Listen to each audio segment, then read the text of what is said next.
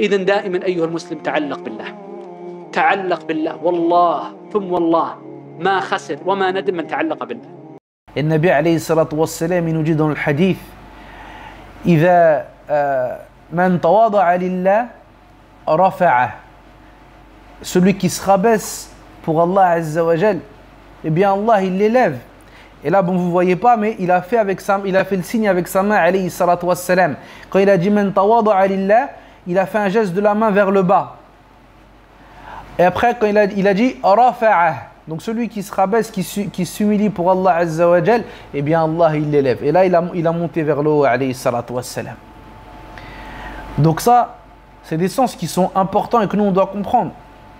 Quand des fois quelqu'un il a dépassé les limites, il est parti un peu plus loin dans les droits qui sont les tiens et il les a bafoués, mais rappelle-toi de ça.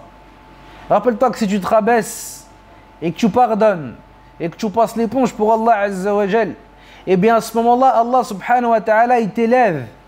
Et regarde comment la science elle est liée avec le fait de se rabaisser pour les serviteurs d'Allah Azza wa Jal. Le Nabi alayhi salatu wa salam il nous dit que celui qui se rabaisse pour Allah, man tawada'a lillah rafa'ah, donc celui qui se rabaisse pour Allah, Allah il élève. Et Allah il dit dans le Coran yarfa'illahu alladhina amanu minkum walladhina utul ilma darajat. Allah il nous dit que Allah il élève en degrés ceux qui ont cru parmi vous, et plus particulièrement ceux qui ont eu la foi, ceux qui ont la science, excusez-moi.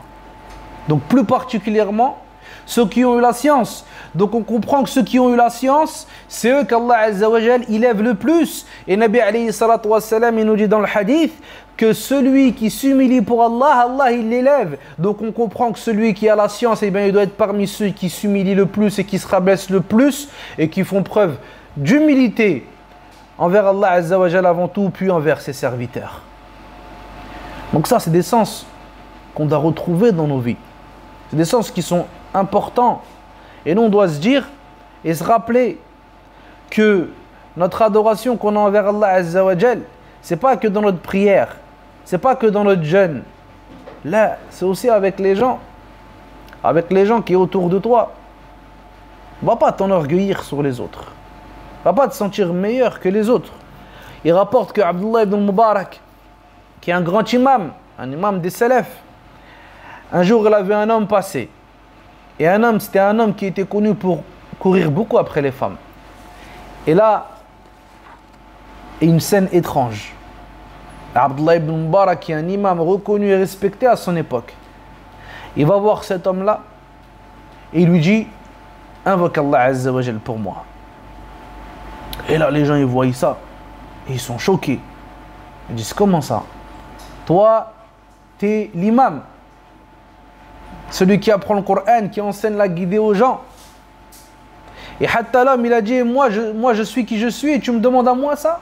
Il a dit, invoque Allah Azza wa Jal pour moi. Puis il est parti et ils lui ont demandé. Ils lui ont dit, pourquoi tu as demandé à cet homme-là qu'il invoque Allah Azza wa Jal pour toi, alors qu'il est connu pour ça et pour ça et pour ça? Et il a dit, parce que quand je l'ai vu et je me suis rappelé de ces actions-là, et bien dans mon cœur, il y a de l'orgueil qui est rentré et je me suis senti meilleur que lui. Et au moment où je me suis senti meilleur que lui, et bien à ce moment-là, il était plus proche d'Allah Azza wa Jal que moi je ne l'étais. Donc là, tu comprends comment, tout le temps on parle de ça, mais comment des actions apparentes peuvent être une chose et les actions du cœur peuvent être une chose totalement différente.